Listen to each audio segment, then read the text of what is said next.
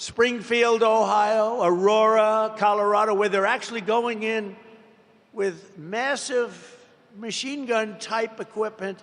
They're going in with guns that are beyond even military scope, and they're taking over apartment buildings. They're taking over real estate. They're in the real estate development business. Congratulations. These are, in that case, people from Venezuela, young street gang members that were sent here by the Venezuelan government.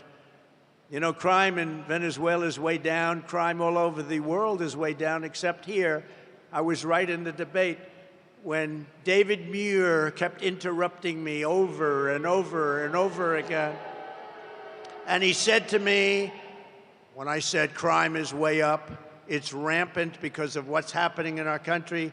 And he said, no, crime is not up. That's a mistake. Crime. Well, the following day, the Department of Justice announced the crime figures up 44%, up much more than that in certain categories. But I haven't gotten an apology. No vice president in history has done more damage to the United States economy than Kamala Harris. She has no idea what she's talking about on economy or really on anything else. If you watched Oprah the other day and you watched those answers, you wouldn't even be thinking of her for president of the United States, because we had 4 years of that, and our country can't take 4 more years of that, I can tell you. But twice she cast the deciding votes that caused the worst inflation in maybe 100 years. She abolished our borders and flooded our country with 21 million plus illegal aliens. They came in from all over. Think of it. They came from prisons and jails. They came from mental institutions and insane asylums. They're terrorists. They're criminal street gangs. They're MS-13. We took millions of people like this into our country, and we're going to get them out, and we're going to get them out fast, I can tell you. No country can survive that. No country can survive it. But ask yourself, is anything less expensive than it was 4 years ago? Where are the missing 818,000 jobs? Remember, they said 808, they were fake jobs. And they thought they'd be caught, but they thought it was going to be after the election, not before the election. They had a leaker, thank you, Mr. Leaker. They had a leaker who leaked the fact that they falsified the numbers. Nobody talks about it. The press refuses to write it. We don't want to hear Kamala's fake promises, even something like she worked very long and hard hours over French fries at McDonald's. She'd never worked at McDonald's. It was a fake story. It was a fake story. The press now refuses to write it because it's so, you know, there's a very simple one. She said she worked at McDonald's and she didn't. Not highly sophisticated, not complicated. It was a lie. She never worked at McDonald's over the hot French fries. I think I'm going to a McDonald's in 2 weeks, actually, and I'm going to work the French fries because I will have worked longer and harder at McDonald's than she did if I do that even for a half an hour. So we want to hear an apology for all of the jobs and all of the lives that she's destroyed. Think of it. They created 818,000 fake jobs so that the job numbers would look better. But they got caught before the election. They were going to announce it after the election that it was a mistake. It wasn't a mistake. It was fraud. And the Attorney General should look into it because nobody's ever had that kind of a mistake before in this country. 800, almost 1 million jobs, a mistake. But she got caught. So I just, sometimes these whistleblowers and leakers are okay with me. Kamala Harris is a one-woman economic wrecking ball. And this November, the people of North Carolina are going to tell her we've had enough. We can't take it anymore. Kamala Harris, you're fired. Get out. You're fired. You did a lousy job as vice president. Look, Joe is the worst president in the history of our country. Jimmy Carter is the happiest man because the Carter administration, by comparison, was totally brilliant. And Kamala is considered, and if you go back 7 weeks, was considered the worst vice president in the history of our country. Now she wants to be president. We can't let it happen. And she's a Marxist. We're not ready for a Marxist president, and we never will be. North Carolina was once the beating heart of American manufacturing. I know it very well. I was here many times to buy furniture for buildings. I'd come and I'd look, and there was nobody like the craftsmen of North Carolina. It was filled with companies like this one and known everywhere for its incredible craftsmanship and skill.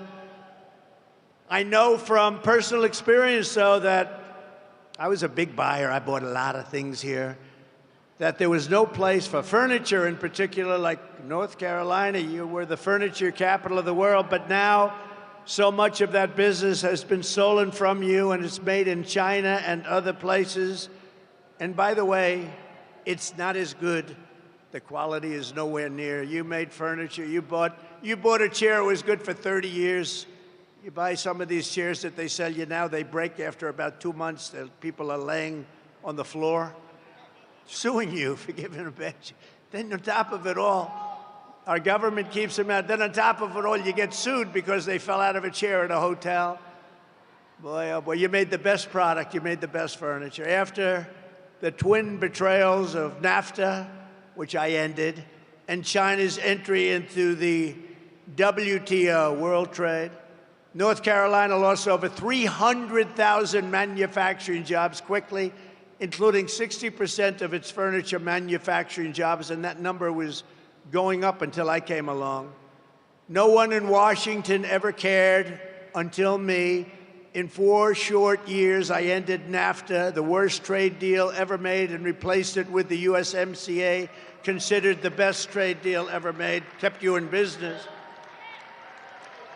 And I stood up to China like never before, including by imposing a 22% tariff on all Chinese furniture imports, saving the North Carolina furniture industry, what was left of it, because when I got there, you were in bad shape. But I saved the rest of the industry from total obliteration, just like Len said here. This building was an empty hoaxer until you put tariffs on, and now it's thriving. And a lot of people working here. It's a beautiful, beautiful site, beautiful place, great-looking product. Almost overnight, we reduced Chinese furniture imports by 25%. And I just want to say to North Carolina, you're welcome. Get out and vote for Trump. That's all I ask. I don't ask much. Vote for Trump, right? These beautiful women are from North Carolina. They have been following me all over the United States for years. This is number 232, and this isn't a rally. This is just a gathering of business people, just letting them know how well we're doing with all of the things that we're doing and how well we're doing in the polls. We're doing very well. We're leading in North Carolina by nice numbers, I think, but the real story is now being told because you're hearing the story. But these women have followed me all over. Their husbands are great people that put up with them. They are all over. Look how beautiful they are. They follow me to California. They follow all over the country. And now finally we're in North Carolina, so you don't have to go so far. They live about 20 minutes away. But they are unbelievable patriots, and we appreciate it. There's actually about 50 of them. And I often wonder, you know, they're happily married. They're great, great people. They're happily married. But boy, their husbands, I say, darling, I'm leaving for a couple of days. We're going on. He's going, you're going to watch him again? But we love you and we appreciate it. And above all else, they're patriots. They want to see our country get better. So thank you very much. Thank you very much. So to the workers of this state, when you hear Kamala Harris attack my tariffs today, you wouldn't have anything left in this state if I didn't do what I did. This building would be now shuttered, closed, empty, no jobs, and now it's thriving. We're going to do the same thing on a very large scale for our country. We're going to make our country something that nobody thought it was even possible. Just remember, Kamala's not attacking me. She's attacking your furniture jobs. She's attacking your communities. She's attacking your factories. And she's trying to send all of those jobs to China with everything else. And we're not going to let that happen. Joe got all that money for China. You know, China paid him a lot of money. So did Ukraine. So did Russia. They got a lot of money. Remember when I said during the debate, when Chris Wallace was the host, he did not so. How's Chris Wallace doing lately? Not too good, right? He's not doing too good. I said, why did the mayor of Russia's wife pay you $3.5 million cash? How come? And Chris Wallace stopped me. You're not supposed to be asking that question. I said, why not? That's a question. He wouldn't let it be asked. You know, I had 3-on-1 the other day, and I had 2-on-1 then. I always have unequal odds, but we handled it very well. We got great marks on that debate.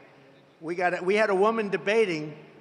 She just talked about, like, the birds and the bees. She didn't talk about, when you asked a question, there was never an answer. There was never any knowledge. When you saw her the other day, and by the way, when she did the interview previous with the Pennsylvania person who was a nice person, I know him very well, they were the softest questions. She was unable, literally unable, to answer the questions. And we can't have that. We cannot have it. We need 4 strong years. We have to bring our country back. Under my plan, American workers will no longer be worried about losing your jobs to foreign nations. Instead, foreign nations will be worried about losing their jobs to America. You've never heard that before. And you've never heard that before, I don't think. We're going to take their jobs, we're going to take their factories, and we're going to bring trillions and trillions of dollars in wealth back to the USA and back to North Carolina. A lot of those jobs, especially those furniture jobs, they're going to be coming back. It's not overly complicated, and we're going to explain it. And it's what many countries have done to us for years and years and years. And we didn't do it because we didn't have the leadership necessary to understand what was going on. Here is the deal that I will be offering to every major company and manufacturer within our country. I will give you the lowest taxes, the lowest energy costs. I will cut your energy in half. The lowest regulatory burden and free access to the best and biggest market on the planet Earth, but only if you make your product here in America and hire American workers for the job. You know, I had Wall Street geniuses calling me up yesterday. I said this yesterday when I was in Georgia, where we're leading also, by the way. That's nice, by quite a bit. But we were in Georgia and doing well. And they called me up after the speech and they said, what? Who gave you that idea to cut the taxes, but only if you make the product in the USA? Pretty good idea. They said, who gave you that idea? I said, I did. If you don't make your product here, then you will have to pay a tariff when you send your product into the United States. And we will take in hundreds of billions of dollars into our treasury and use that money to benefit American citizens. But really what's going to happen is they're going to end up building their factory here so they don't have to pay the tariff. That's really what's going to happen, most of it. But when they don't, we're going to take in a lot of money. Every once in a while in business, you'll look at a company and say, how is it possible that I can buy this company? This company's great. Happens. I've had it happen a lot. Actually, I've done a lot of them. But the other side looks and doesn't understand why you're so thrilled. And that's the way I view the incredible potential of the United States. This is a profit-generating machine that's been horribly run by either corrupt or very stupid politicians. And it's been allowed to be dissipated, absolutely dissipated. But it's like a company that you see it, you buy it, you change it, and you make a fortune. And oftentimes the seller of those companies will come back to me and come back to others and say, why the hell didn't I see that? happens. I've had a lot of jobs like that. You take it, and it becomes a tremendous success. And the seller would call me and say, congratulations, I never saw what you saw. You know, they talk about the paperclip. The paperclip is a very simple thing. A lot of people say, gee, why didn't I think of that? The United States of America is going to be, by far, the most successful country anywhere in the world, and that's what we're going to do. We're going to do things that nobody will believe, and it's so simple, and it's going to happen fast. We're going to do great things for the citizens of our country. We're going to make an absolute fortune for the American people. I think it's okay to say that. It's about time, because we've been given and giving away our country to foreign countries for so long. They've been ripping us off for so long. And now it's going to be the exact opposite. And we're not going to rip them off. We're just going to take back what was ours and then some. The centerpiece of my plan for a manufacturing renaissance will be a 15% made in America tax rate. You have to make it in America.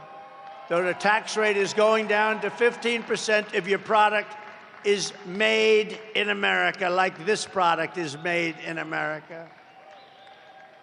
So I brought the business tax rate from 39% to 21%, the biggest decrease, biggest cut in taxes in the history of our country. And people said that that was impossible to get done, but I got it done, and I got it actually passed in Congress, so it cannot be changed easily, even though they want to change it and raise it way back up and lose all your jobs. If she gets in, they're going to want to make it 38, 40, maybe even 50%. I got it done. I got it approved in Congress. And we did more business and created more jobs during that period than at any time in our country's history. Now I'm taking it a step further.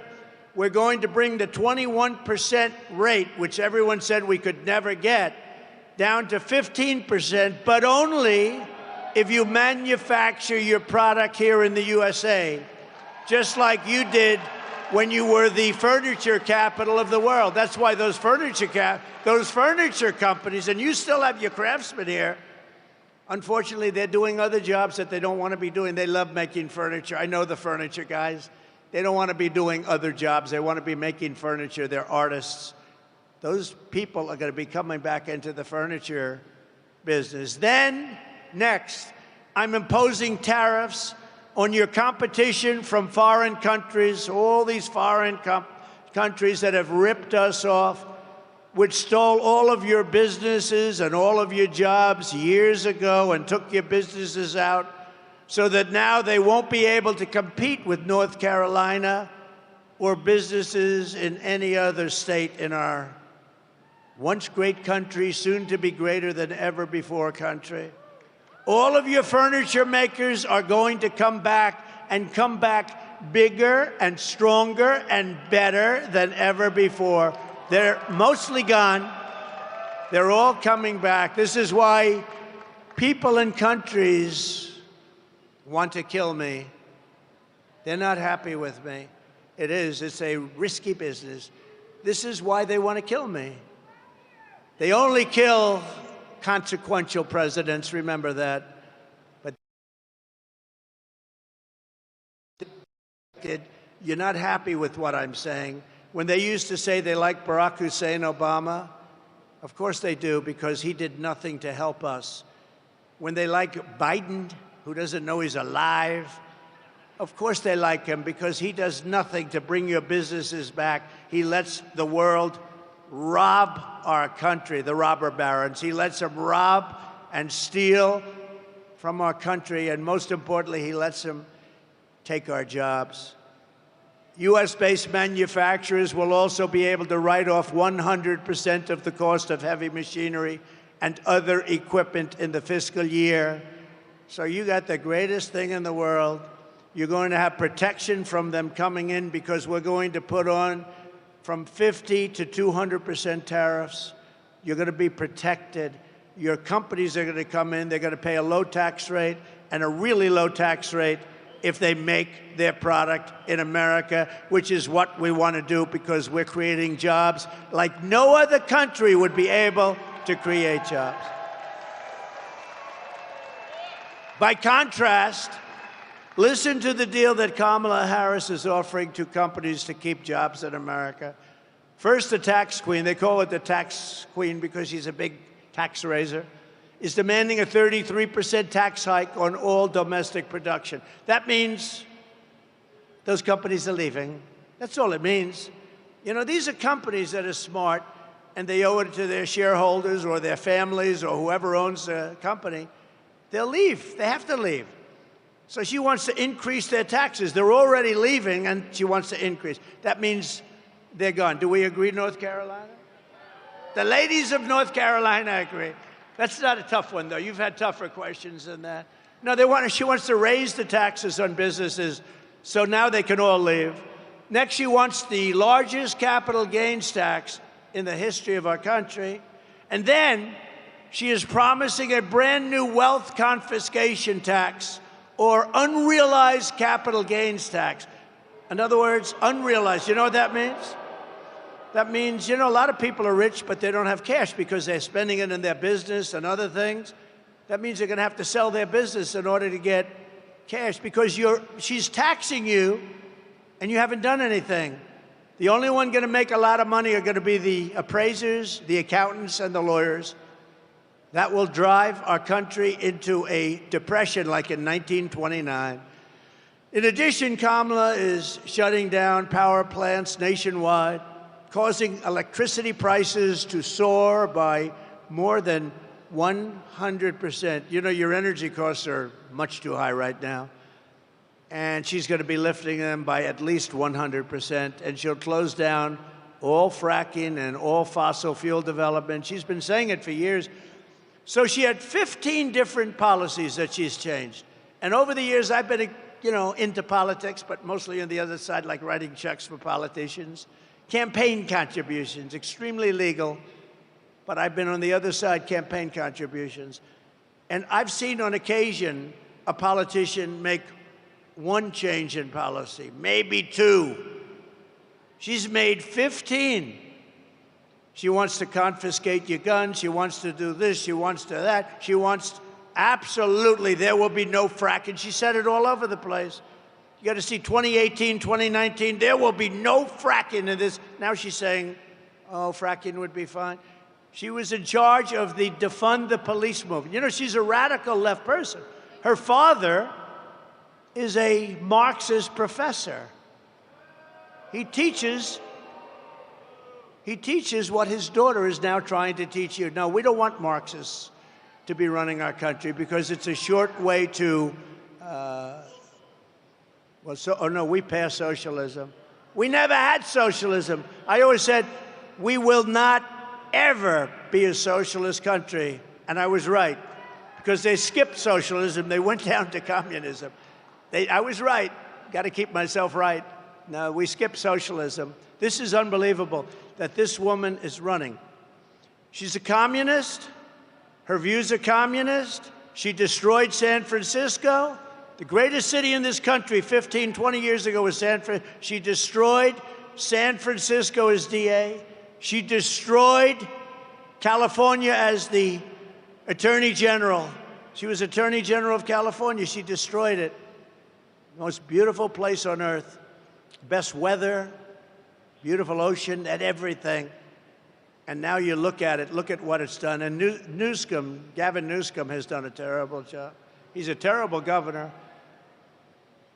She's destroyed it, and she'll destroy the United States of America if she becomes president. And all those things that she wanted, you know, a politician always goes back to where they came from. Defund the police. Think of it. She headed up defund the police for years. She was one of the originators of defund the police. Anybody that wants to defund the police and is a party to that even for one day has no right to be the President of the United States. Right? Under my plan, we will cut energy and electricity prices in half, not only for businesses, but for our great young ladies from North Carolina. Your prices, they're pretty rich people, I think. I don't think it's going to matter to them, but it's going to matter to a lot. Will cutting the energy prices mean anything to you ladies? Still good, right? It's money. But we're going to cut it in half, not only for your businesses, but for everybody. Within 12 months, we will double our electricity capacity to compete with China and other countries on artificial intelligence. You know, people don't know the AI, artificial intelligence, is a big thing. Everybody wants it. China's already building massive electric plants. To be able to compete, you need more than double the electricity that you already have in this country, or you can't compete. It is an electricity-eating monster. And we're going to be able to do that, and we'll be more than able to compete. We're going to be able to get it done, but not if somebody else is president. It'll be a disaster. To slash burdens on workers and businesses, we will cut 10 old regulations for every one new regulation. So I cut more regulations during my 4-year term than any other president in history during any term. And we're going to keep it going. Some of them have been put back by Biden and Harris.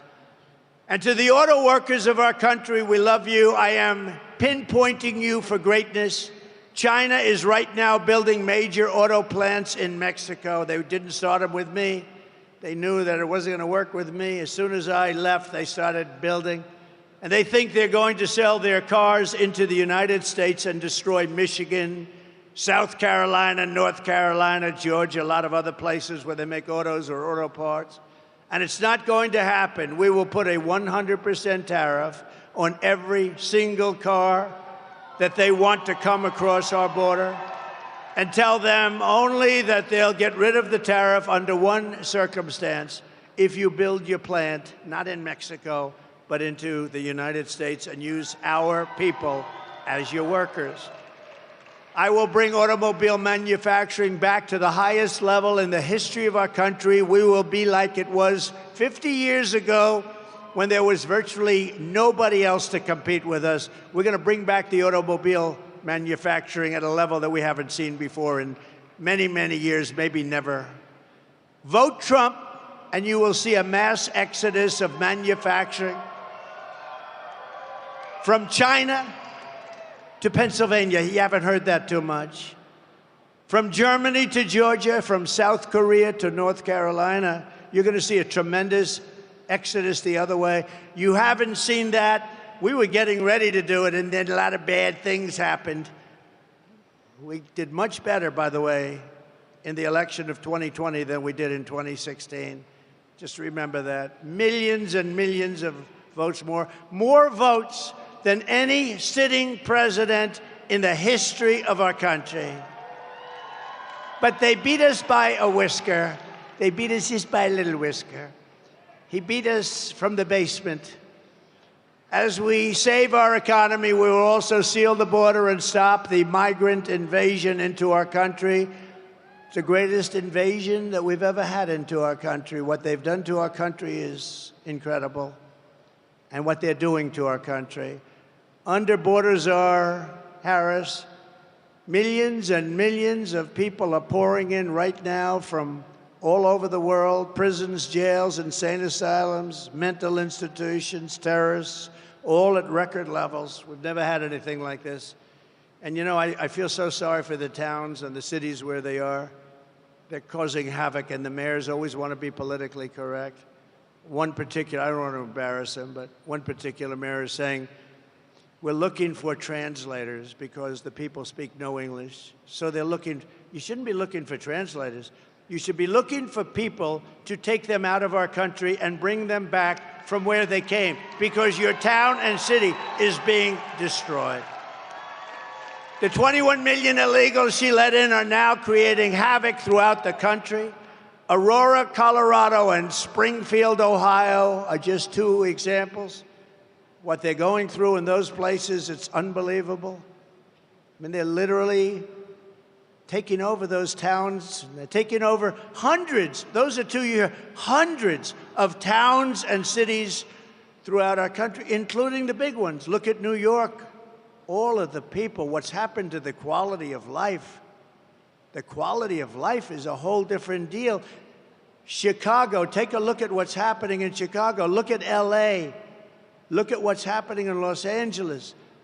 They're taking over your cities, your big ones, your small ones, your towns.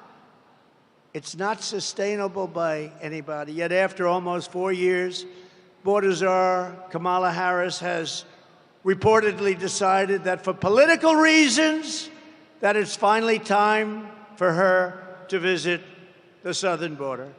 So think of it. She was the border czar for almost 4 years. She's never been there. She went to one little area, but I'd like to go there too with our great First Lady and have a nice lunch. This was not the border that she should be looking at. I can tell you the real border because I've been there many times. She finally went after almost 4 years. And the reason is because her polls are crashing. She's not doing well because I don't believe the people of this country are stupid. I think they're very smart. And you're not going to let her ruin this country like she did San Francisco or Los Angeles. She ruined the entire state of California. She's trying to con the public, but remember, she is the one who terminated Remain in Mexico. I had a policy. It was not easy to get with the president of Mexico, who I got along with great, but he is a smart man, and he took advantage of our country. I said, we have to have Remain in Mexico. He looked at me like I was crazy. I said, no, I'm not. I want Remain in Mexico until we find out if these people are qualified to come in. And they stayed in Tijuana. They stayed all over Mexico, hundreds of thousands of people. And we took them in very, very slowly. I don't know if they can put up my world's favorite chart. I don't know. We're in a factory right now. We don't have billboards, I don't think. But the greatest chart, I love that chart because that chart saved my life. It was a chart on immigration. There was a chart on immigration, blue, gold, and red. I love it very much. If I didn't have that chart, I probably wouldn't be speaking to you right now. But it shows basically that we had the best and lowest immigration numbers, and that included drugs and human trafficking, a lot of other things that we've ever had in the history of our country. So Remain in Mexico. They canceled our asylum agreements with Central American nations, ended Title 42, a very important program, implemented nationwide catch and release. I had catch and release, but I catch and release in Mexico. We catch and release into the United States, never to see these people again until they murder somebody, and then we see them. And we allowed them, through absolute stupidity, to destroy the very fabric of our nation.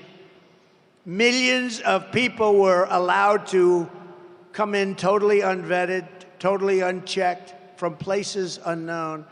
I was with Tom Homan recently. He told me that the last check was they came in from 168 different countries.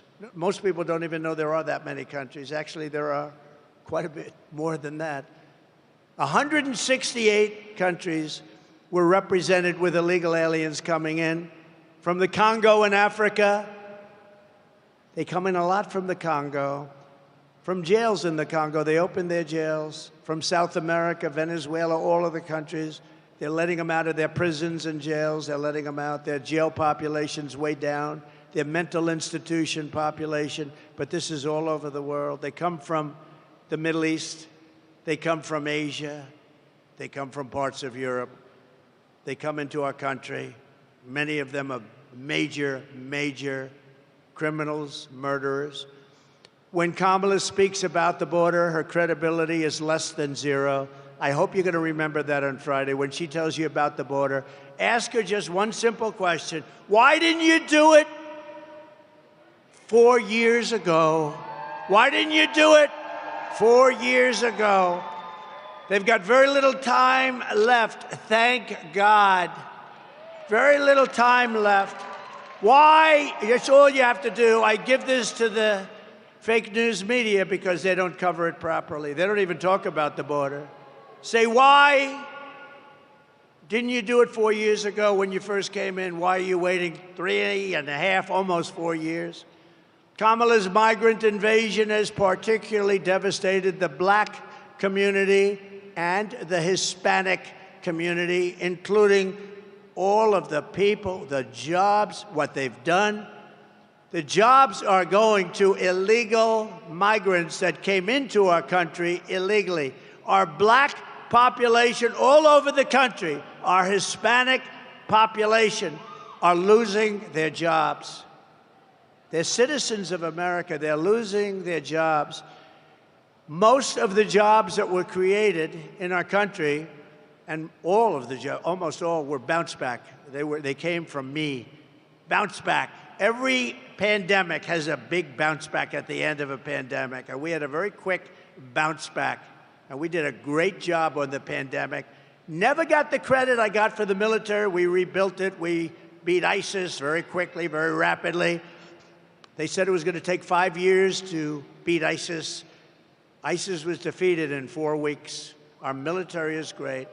And outside of some of the people on the top, I know every one of them, outside of those people, our military is not woke. You could put some of these people into a room and scream at them for 2 years, and they'd walk out of that room. They wouldn't be woke. We have a great military, and they proved that with the defeat of ISIS. So last month, American-born workers lost 1.3 million jobs. This is last month. And of the 1.3 million jobs, migrants, illegal people that came in illegally into our country, got 635,000 jobs. They got more jobs than anybody else. The black population and the Hispanic population is being devastated by Biden and Kamala Harris, by these millions of people that are coming into our country. And unions will be next. You watch. The unions are going to be devastated by this. And I've been right about everything. You know, they have a hat. Trump was right about everything. I actually was right about everything, right? In the Republican Party, which has become the party of common sense, we believe that American jobs should go to American citizens, not illegal aliens. We believe that strongly.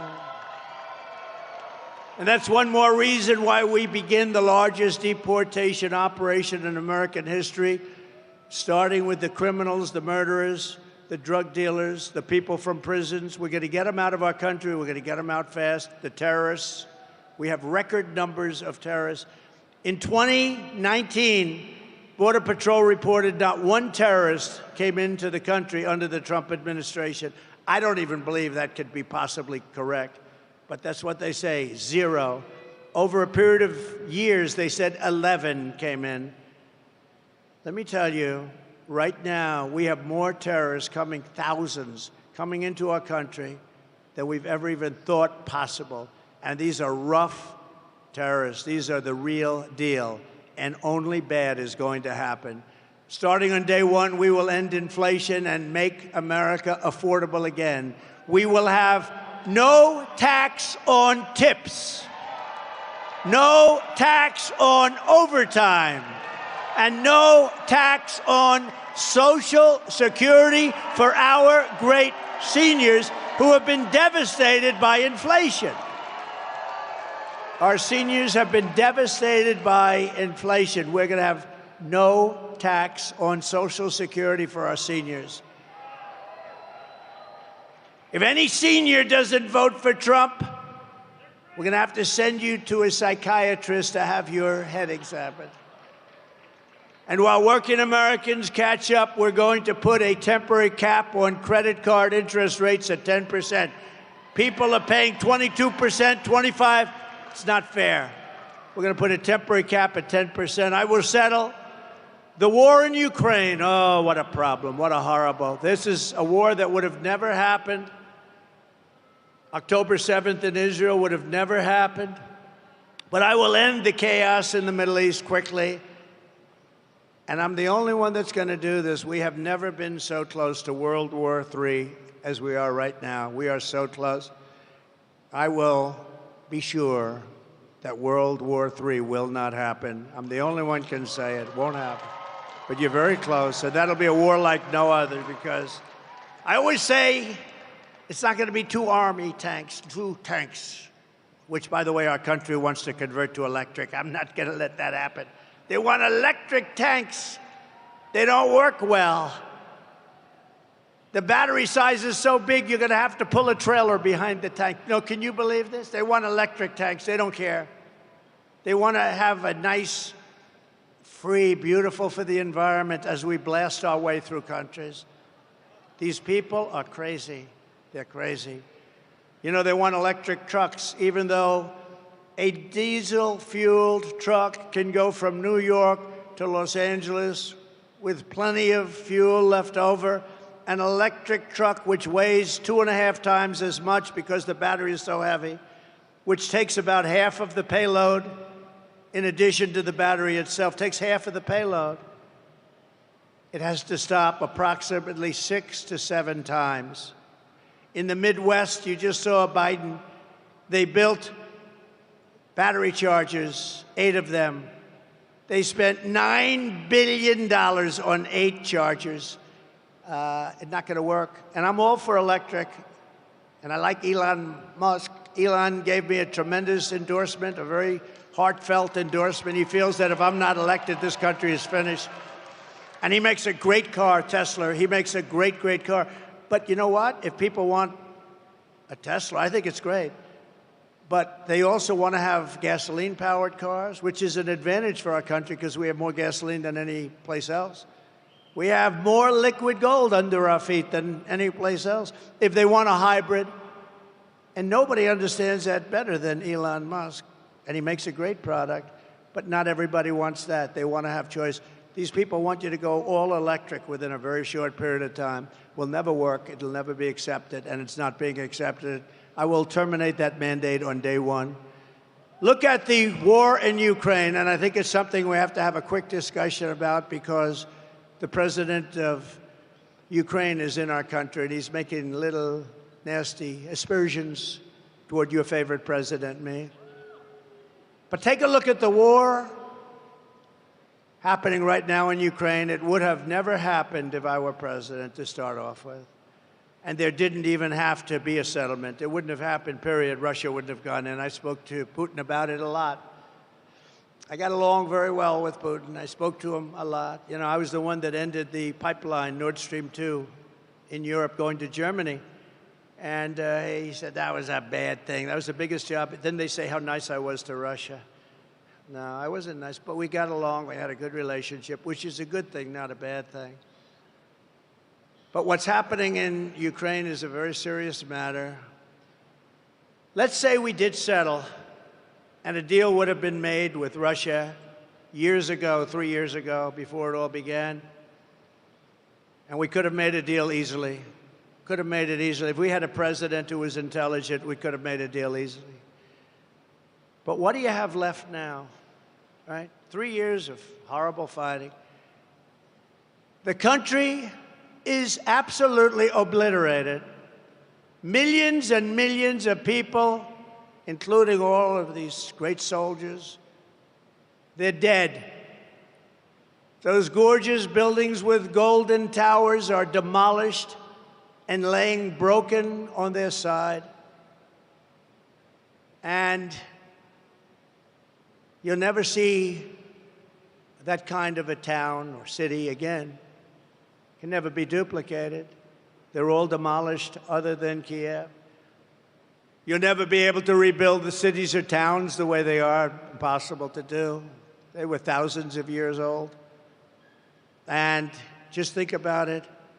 Just 3 years ago, you had a beautiful civilization, millions of people that were living that are now not with us any longer, magnificent towns and cities that were so beautiful, could never be reconstructed, other than Kiev, which is actually starting to be hit right now. He wanted to save that. Most of the country is gone. The heritage is gone. So many people are dead. Many people have left for Poland, for Hungary, and for other places, never to return. And that includes many, many Russian soldiers are dead. A deal could have been made. There wouldn't have been one person that died, and there wouldn't have been one golden tower laying shattered on its side. A deal could have been made if we had a competent president instead of a president that egged it all on. And Biden and Kamala allowed this to happen by feeding Zelensky money and munitions like no country has ever seen before. Every time he came to our country, he'd walk away with $60 billion. He's probably the greatest salesman on earth. But now, Ukraine is running out of soldiers. They're using young children and old men because their soldiers are dying and other things are happening to them that we won't even discuss. So many are badly injured. And what do you have? What deal can we make? What deal can we make? It's demolished. The people are dead. The country is in rubble. And who are these people that allowed this to happen? Who are these people? I said, don't let it happen.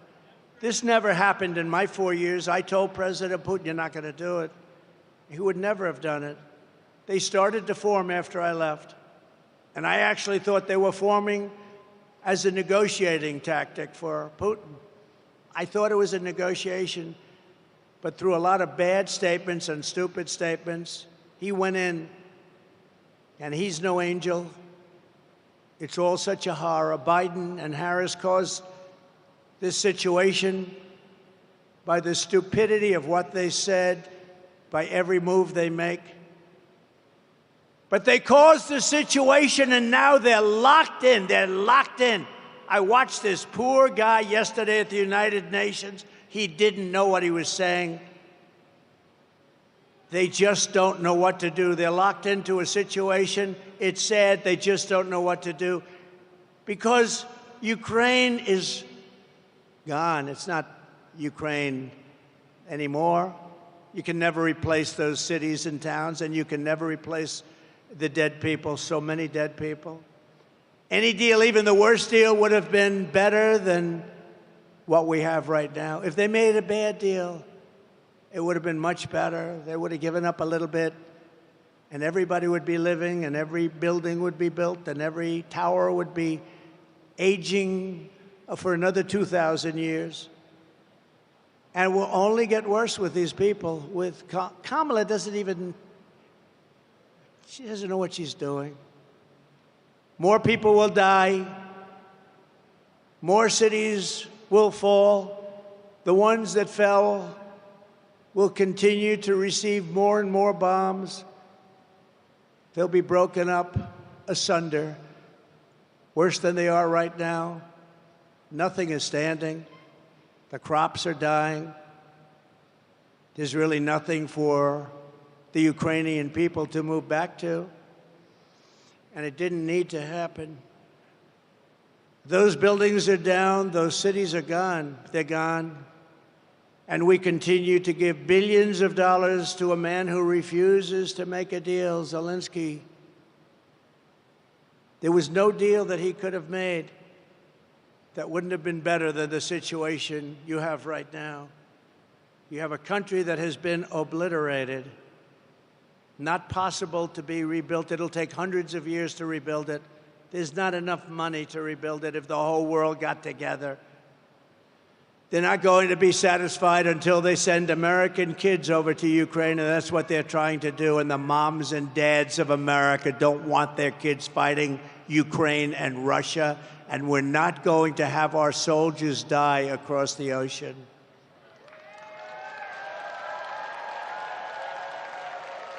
I will restore, as I did for 4 years, the only president in 81 years, they say, no wars. Hillary Clinton said, look at him, look at him. He'll immediately start wars. No. Then she said, look at his rhetoric. He's going to start wars. I said, no, my rhetoric is going to keep us out of wars. And that's what happened. I kept you out of wars. My rhetoric kept you out of wars. I stopped wars from happening. If it were somebody else, they would have gotten 5 Nobel Prizes. I never even got a mention, and I wouldn't, because I happen to be a different kind of a person, and the fake news treats me much differently than they treat other people.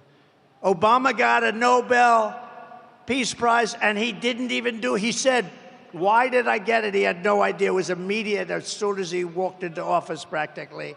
He didn't do anything. What I've done is incredible.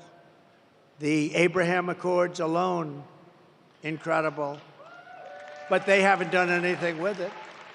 We would have had every country just about in the Middle East signed into the Abraham Accords, but the Abraham Accords brought peace. We would have had total peace in the Middle East. But I don't care about that with the Nobel Prize. I had so many people, you should get the Nobel Prize. I said, don't worry about it. They don't get the Nobel Prize to certain people. But these are the people that get things done. These are the people that understand strength and they understand peace, because we will restore peace through strength. We will rebuild our cities, including Washington, D.C., making them safe, clean, and beautiful again. We will keep the U.S. dollar as the world's reserve currency. This is how we will end the era of inflation, mayhem, and misery under Kamala and Crooked Joe, and unleash safety, prosperity, and peace for Americans of every race, religion, color, and creed. We're going to do things for our people that haven't been done for a very long time. And we started 4 years ago. We were doing things that nobody ever believed, jobs. And we had the greatest economy in the history of our country 4 years ago, 7 years ago, 6 years ago, and 5 years ago. Together, we will deliver low taxes, low regulations, low energy costs, low interest rates, low inflation, so that everyone can afford groceries, a car, and a home, the American dream. We will stop the invasion and end migrant crime, support our great police, strengthen our military, build a missile defense shield over our country, keep critical race theory and transgender insanity the hell out of our schools, and we will keep men out of women's sports.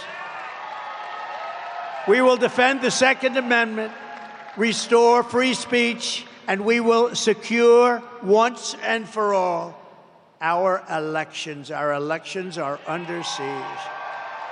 Everyone will prosper, every family will thrive, and every day will be filled with opportunity and with hope. But for that to happen, we must defeat Kamala Harris, and we must stop her country-destroying liberal agenda once and for all. It has to end. We have to bring our country and take our country back. So get everyone you know and vote. We want a landslide that's too big to rig. Very simple. Too big to rig. On November 5th, we will save our economy. We will save our country. It will go down as the most important day in the history of our country. We will rescue our middle class. We will reclaim our sovereignty and restore our borders. We will put America first all the time, and we will take our country back. North Carolina, get out to vote. Thank you. God bless you. And God bless America. Thank you very much, everybody.